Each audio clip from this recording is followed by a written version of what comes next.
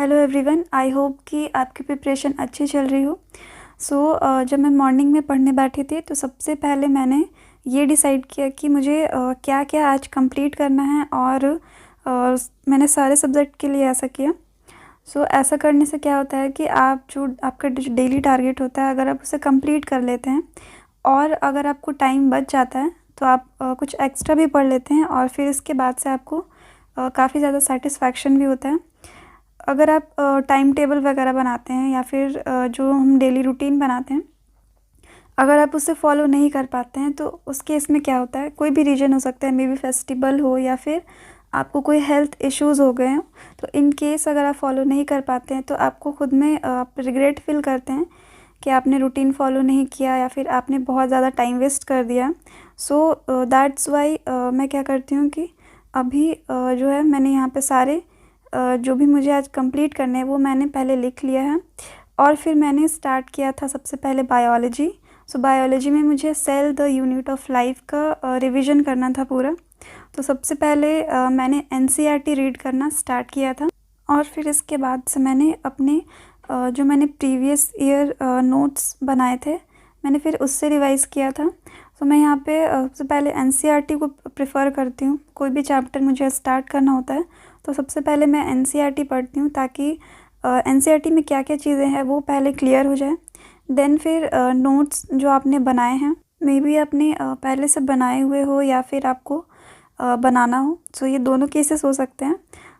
सबसे पहले NCERT is must. Then आपको जो भी आप साइड बुक यूज़ करते हैं या फिर आप नोट्स फॉलो करते हैं, उसके बाद से आपको ये ज़रूर होना चाहिए कि आप क्वेश्चंस भी सॉल्व करते हैं। बिकॉज़ क्वेश्चन सॉल्व करने से क्या होता है कि आपके जो वीक सेक्शन होते हैं वो आपको पता चल जाते हैं कि आपका जो वीकेस्ट पार्ट है वो कौन सा है।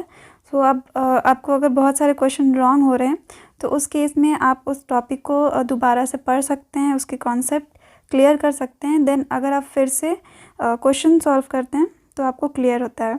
मैंने एनसीईआरटी के बाद से यहाँ पे ब्रेक लिया था और फिर मैंने नोट्स को रिवाइज़ करना स्टार्ट किया था। मैंने जब एनसीईआरटी रीड की थी उसके बाद से जो नोट्स है मेरी, उसे रिवाइज़ करने के बाद से जो डीपीपीज़ होते हैं तो वो मैंने सॉल्व किया था। एक्चुअली जब मैं नोट जो है मेरा वो रिवाइज़ कर रही थी, उसके बाद से मैंने सोचा था कि मैं फिंगर टिप से क्वेश्चन सॉल्व करूँगी। उसमें करीब 100 क्वेश्चन या फिर 100+ क्वेश्चंस होते हैं ईच जो चैप्टर है, चाहे वो फिज़िक्स हो, केमिस्ट्री या फिर बायोलॉजी। जो बुक है मेरी एमटीजी फिंगर टिप्स वो मिल नहीं रही थी, इस वजह से मुझे जो है दूसरे जो मेरे फ़ोन में जो भी डीपीपीज़ वगैरह थी तो मैंने वो सॉल्व किया था। तो इन केस क्या होता है कि जब आपको ज़रूरत होती है तो आपको उस टाइम वो चीज़ अगर नहीं मिलती है तो आपको काफ़ी ज़्यादा डिसअपॉइंटमेंट भी होता है। मैंने बहुत ढूंढा था बट वो मिला नहीं। देन मैंने अपने फ़ोन से डीपीपी सॉल्व की थी और देन फिर मैंने ये भी देखा था कि मेरे जो क्वेश्चन रॉन्ग हुए थे तो मैंने फिर से उसे एक बार अपनी एनसीईआरटी से देखा था और अपने नोट्स से भी कुछ पॉइंट्स मैंने वहाँ पे क्लियर किए थे अपने। अगर आपको अपना वीकेस्ट पॉइंट अगर ढूंढना है तो सबसे सिंपल इसमें ये होता है कि कोई भी चैप्टर जो कि आपको वीक है या फिर आपको ज़्यादा उसमें इंटरेस्ट नहीं है या फिर आपको ज़्यादा क्लियर नहीं है, तो उस केस में आप सबसे पहले तो अगर आप उसका क्वेश्चन सॉल्व करना स्टार्ट करते हैं, मीन्स कि अगर आपने कभी पढ़ा हो वो चैप्टर तो अगर दोबारा उसे पढ़ना हो तो उससे पहले अगर आप क्वेश्चन सॉल्व करते हैं तो आपको पता चल जाता है कि आपके जहाँ पे भी जो भी क्वेश्चंस रॉन्ग हो रहे हैं तो उससे आपको क्लियर होता है कि आपका वीकेस्ट पार्ट उसमें कौन सा है। तो आप इससे ईज़िली खुद के जो वीकेस्ट पार्ट हैं वो आप फाइंड कर सकते हैं इस तरह से कि आप पहले क्वेश्चन सॉल्व करते हैं, देन जो क्वेश्चन रॉन्ग होते हैं तो उसके बारे में, उस टॉपिक के बारे में आप क्लियर करते हैं अपने कॉन्सेप्ट को और फिर से जो एनसीईआरटी है वो आप रीड करते हैं एंड अगेन आप क्वेश्चन सॉल्व करते हैं। तो उससे आपको पूरा इसमें क्लियर हो जाता है कि आपका जो वीकेस्ट पार्ट है वो कौन सा था और आपको क्लियर हुआ है या नहीं। तो इस तरह से आप अपने वीकेस्ट पार्ट को भी ढूंढ सकते हैं ईज़िली इस तरीके से।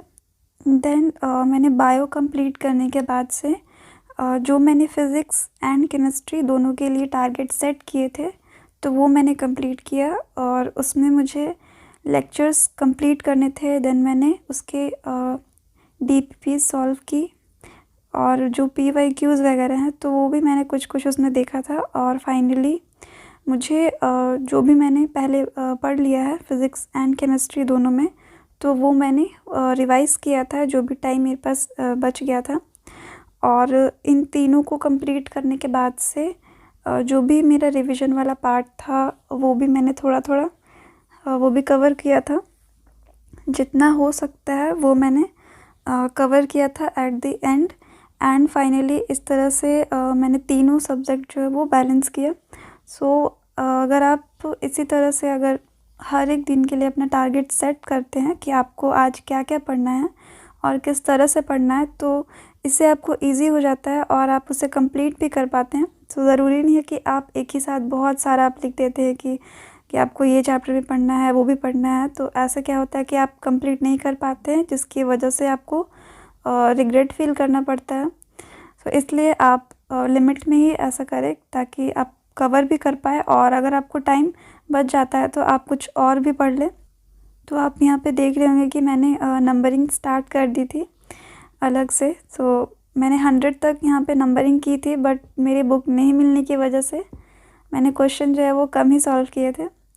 सो इस तरह से आप रिवाइज़ कर सकते हैं और इससे आपको फ़ायदा भी होता है कि आप पहले रीड कर लेते हैं, देन जो भी आपके नोट्स वगैरह है उससे आप कर लेते हैं, एंड फाइनली आप क्वेश्चन सॉल्व करते हैं।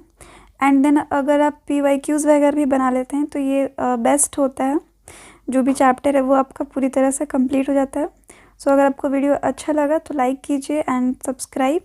Thanks for watching and keep studying.